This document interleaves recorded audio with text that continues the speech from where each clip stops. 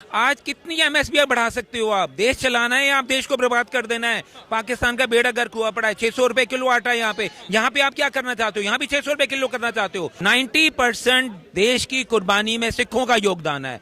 हमको नहीं चाहिए किसी सिख को हिंदुस्तान क्या वर्ल्ड में किसी सिख को खालिस्तान नहीं चाहिए। ये जो खालिस्तान की डिमांड करते हैं, ना हिंदू है ना सिख है। मोदी जो चौकीदार बन के बैठा हुआ है, जिसने इनके मुंह से हड्डी खींची हुई है, जिनसे इनकी चोरी चकारी सबको रोका हुआ है, और ये इसको हटा के फिर से ये दोबारा उस देश को उस अंधेरे काल में ले जाएं। खुल के इनकी लूट खसोट इनकी चले, अरबों खरबों रुपए लूट लूट के देश का खा जाएं। हम सारी जिंदगी टैक्स भर भर के ही मर जाएं और देश बर्बाद हो जाए। इनको कोई फर्क नहीं पड़ता देश बर्बाद हो या कुछ भी हो। अपना नाम बता दीजिए। रविंदर सिंह कोहली, दिल्ली से, मॉडल टाउन से। अच्छा, अब जो भी किसान आंदोलन चल रहा है उसमें उन्होंने कहा कि सरकार हमारी मांगे नहीं मान रहा है, इसलिए अभी सड़कों पर उतर गए हैं। आपको सबसे पहले तो क्या कहना है कि किसान आंदोलन को किस रूप में देख रहे हैं? ब्लैकमेल हो रहा है, सरकार को कर रही है, या फिर सरकार वाकई में तानाशाह हो गई है? नहीं, सरकार बिल्कुल तानाशाह नहीं हो रही। हम बच्चे हैं, सरकार हमारी माई बाप है, चाहे कोई भी सरकार हो। मैं किसी भी सरकार की वो नहीं कर रहा कि ना मोदी हो या कुछ भी हो। सरकार का कर्म है, सरकार का धर्म है अपने बच्चों की रक्षा करना, अपने देश की हिफाजत करना। जो जेन्युइन मांगे हैं वो 100% मांगी जा रही है, उन पे कंसिडरेशन हो रहा है।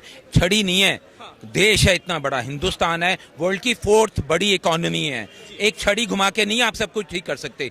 70 सालों से हम कोड के अंदर भीगे हुए हैं। एक शरीर पूरा बीमार है, उसको कितनी जल्दी ठीक कर लोगे? टाइम चाहिए उसको ठीक करने के लिए। जो जेन्युइन मांगे हैं, पहले कितनी मौतें होती थी, कितने सुसाइड होते थे, आज खुशहाल है। आज जो 20-20 लाख के ट्रैक्टरों में, मर्सिडीज में, BMW में बैठ के आ रहे हैं, उससे पता लगता है हमारा देश का किसान कितना खुशहाल है।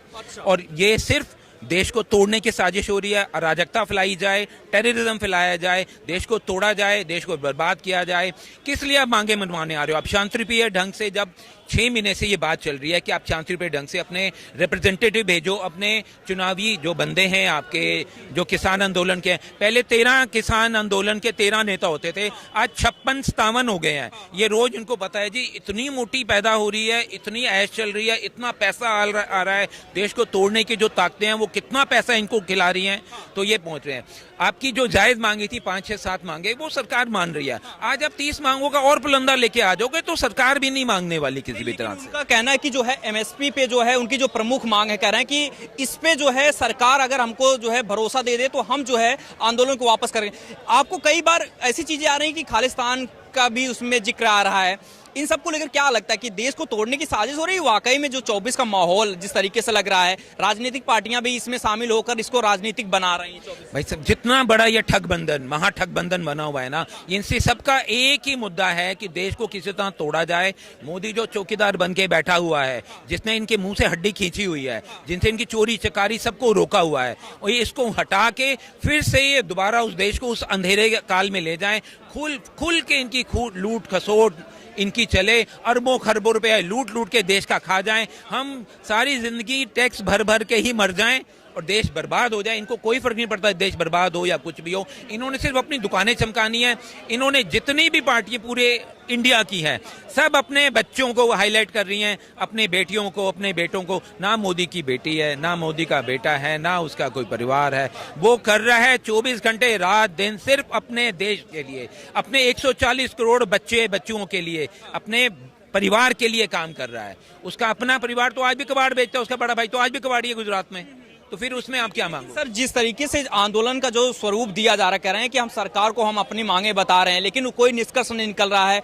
मांगे जो है बढ़ाई जा रही हैं, टाइम हमको सही से दिया नहीं जा रहा, हमको हमारी चीजें सुनी नहीं जा रही हैं, इसलिए हम आंदोलन करने के लिए मजबूर हो गए हैं। और सरकार तानाशाही रवैया अपना के पुलिस को सामने करके हमको मारना पीटना या आंदोलन को खत्म करना चाहती है। नहीं, सरकार पुलिस को आगे नहीं कर रही है ना। आप अपनी मांगे मनवाने आए हो, आप बसों में आओ, आप जंतर मंतर पे पीसफुल धरना दो, हम आपके साथ बैठेंगे। जेन्युइन मांगे तो सरकार सारी मांगने के लिए तैयार बैठी हुई है। एमएसपी पे भी सरकार कह रही है कि आप बैठो। आज कितनी एमएसपी बढ़ा सकते हो आप? देश चलाना है या आप देश को बर्बाद कर देना है? पाकिस्तान का बेड़ा गर्क हुआ पड़ा है। 600 रुपए किलो आटा है यहाँ पे आप क्या करना चाहते हो? यहाँ भी 600 रुपए किलो करना चाहते हो। देश कैसे बढ़ेगा? आज कितने इंटरनेशनल एयरपोर्ट्स बन रहे हैं, पहले गिनती के 1-2 थे, आज कितने एयरपोर्ट तो यूपी में ही बनते जा रहे हैं। कितने एम्स बन रहे हैं, कितने कॉलेजेस बन रहे हैं, पूरे देश में नेटवर्क हाईवेज का जाल फैलता जा रहा है। पूरे वर्ल्ड में सबसे बड़ी, आज पूरे वर्ल्ड में सबसे बड़ा ट्रोलिंग मोदी है आज हर जगह में।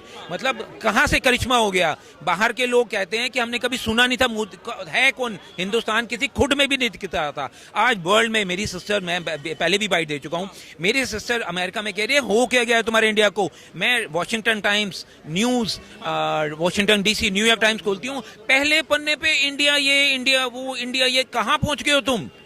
कहाँ थे हम 17-18 में इकोनॉमी बैठे थे, चौथी वर्ल्ड की इकोनॉमी बनने जा रहे हैं। विपक्ष तो ये आरोप लगा रहा है कि देश का किसान परेशान है, सब युवा परेशान है, सब लोग परेशान हो चुके हैं। सरकार में इस बार जो है चाह रहे हैं कि 24 से पहले सरकार जो है बदल ली जाए। कोई परेशान नहीं जी, कोई सरकार परेशान नहीं है, कोई विपक्ष तो परेशान होगा ही होगा। उनके अपने कांग्रेस के अपने, जिनको उन्होंने अभी कृष्ण आचार्य, प्रमोद कृष्ण जी को निकाला है, उसने बोला है विपक्ष का काम है क्रिटिसाइज करना गवर्नमेंट को, लेकिन जेन्युइन मुद्दों पे भी आप क्रिटिसाइज करोगे। इसीलिए उसने कहा मैं बैकआउट करता हूं, मैं आपके साथ कांग्रेस का सपोर्ट नहीं करूंगा मैं। और आपके पास बंदा कौन सा है? कोई तो बंदा लेके आओ। आज वर्ल्ड में कहीं उतरता है, आपने यूएई में उतरा है, वेलकम देखो मोदी का, वर्ल्ड में बेस्ट वेलकम है। आप देखो उसको कितने, फ्रांस ने उसको अवार्ड ऑफ ऑनर, अपने देश का सबसे सर्वोच्च दिया। यूएई जो आज तक कभी पूछते भी नहीं थे, उन्होंने इसको अपने देश का सर्वोच्च ऑनर दिया है। आज कौन पूछता था हिंदुस्तान के प्राइम मिनिस्टर को? मैं कह रहा हूं, मतलब कैसे कहते हैं ना वो, कोई शब्द नहीं है। मतलब जैसे एक नौकर चाकर खड़े होते ना, वैसे खड़े होते थे हमारे प्राइम मिनिस्टर। आज ट्रंप हो या बाइडन हो, पीछे से आके मोदी को मिलाते हैं कि मोदी से मिलें, मोदी से मिलने से हमारे वर्ल्ड में हमारी नाम होगा, हमारी शान होगी। मतलब सरदार जी ये बताइए कि जिस तरीके से किसान आंदोलन तो बैठ रहे हैं, वो कह रहे हैं कि अपने आप को किसान की तरह रिप्रेजेंट कर रहे हैं, लेकिन जो ट्रैक्टर या चीजें जिस तरीके से सामने आ रही हैं, खालिस्तान का भी उसमें संदेशा ऐसा जताया जा रहा है कि उसमें खालिस्तानी भी सपोर्ट में, उसमें किसान के वेश में आ रहे हैं।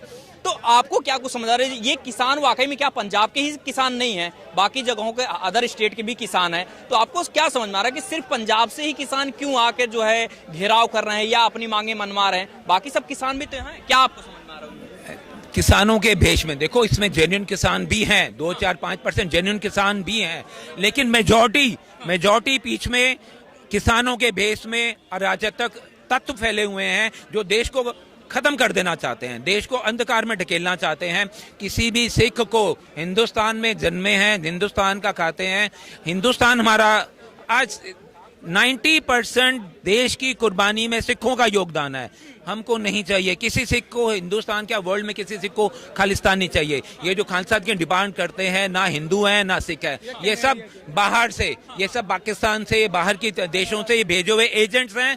ये अब मैं क्या कहूँ, मुस्लिम है या जो भी हैं, ये देश को बर्बाद करना चाहते हैं। हमको नहीं चाहिए कोई खालिस्तान। 24 से पहले जिस तरीके से रोडों पे आए हैं, अभी राहुल गांधी का भी ट्वीट आया, उन्होंने बात भी कई किसानों से किया कि हम उनके साथ में हैं। आपको क्या लग रहा है, ये राजनीतिक है इसलिए साथ दे रहे हैं? एमएसपी कह रहे हैं हमारी सरकार आएगी तो हम गारंटी देते हैं कि एमएसपी जो है हमारी फर्स्ट प्रायोरिटी रहेगी। आपको क्या लगता है कि राहुल की गारंटी पे आपको भरोसा है? राहुल की गारंटी, अब मैं राहुल को तो कुछ मानता ही नहीं हूं। मैं माफी चाहूंगा, मैं उसको मेंटल पप्पू कहता हूं। मैं उसकी बात में किसी तरह का कोई दम ही नहीं है, उसको पता ही नहीं वो बोलना क्या चाहता है, उसको किसी चीज की कोई समझ नहीं। वो किसान को सपोर्ट कर रहे हैं, किसान को सपोर्ट करने से क्या फायदा? मैं भी कर देता हूँ उस किसान को सपोर्ट करने का, उसके पास है क्या देने के लिए किसान को? सरकार मान रही है बातें, जायज मांगे, जायज चीजें, सारी चीज किसान मांग रही है। राहुल क्या दे सकता है? देश को बर्बाद करना है क्या? आज मान साहब जब बने थे तो ये केजरीवाल साहब कहते थे जी हम पंजाब को चला के दिखाएंगे, महीने बाद वो 1 लाख करोड़ मांगने आ गया था, जी पैसे दो जी, पंजाब कर्जों में डूबा हुआ है। आज ब्रेड बास्केट थी पूरे इंडिया की पंजाब, मतलब सब में धन्य धान्य से भरी पड़ी थी। 5 नदियों का सबसे बड़ा जाल था, सबसे बड़ी bread basket, the food grain थी जो इस पंजाब था जिसने आज़ादी के बाद सबसे पहला धान और पूरे देश को रोटी दी। आज पंजाब नशे के उसमें पड़ा हुआ है और लाख 1-1 लाख करोड़ पे इनके ऊपर कर्जे चढ़े हुए हैं। इन्होंने अपनी दुकानें चलानी है। जो इलेक्शन आ रहे हैं, इलेक्शन से पहले का स्टंट है, भाई देश को बर्बाद कर दो, मोदी का नाम खराब कर दो और देश को अंधेरे में धकेल दो, देश को बर्बाद कर दो। केजरीवाल साहब भी, जो विपक्षी और पार्टियां हैं, जिस तरीके से घेराबंदी की गई है पुलिस के द्वारा और तमाम जो फोर्सेस लगी हुई हैं, कहना यह है कि सरकार जो है नरेंद्र मोदी सरकार लगातार तानाशाही रवैया अपना रही, किसानों को सुनना ही नहीं चाह रही है, अपनी ही बातों पर टिकी हुई है सरकार। तो आपको ऐसा कुछ लग रहा है सरकार पे भरोसा नहीं है आपको? आप केजरीवाल साहब की बात पे विश्वास कर सकते हो कभी?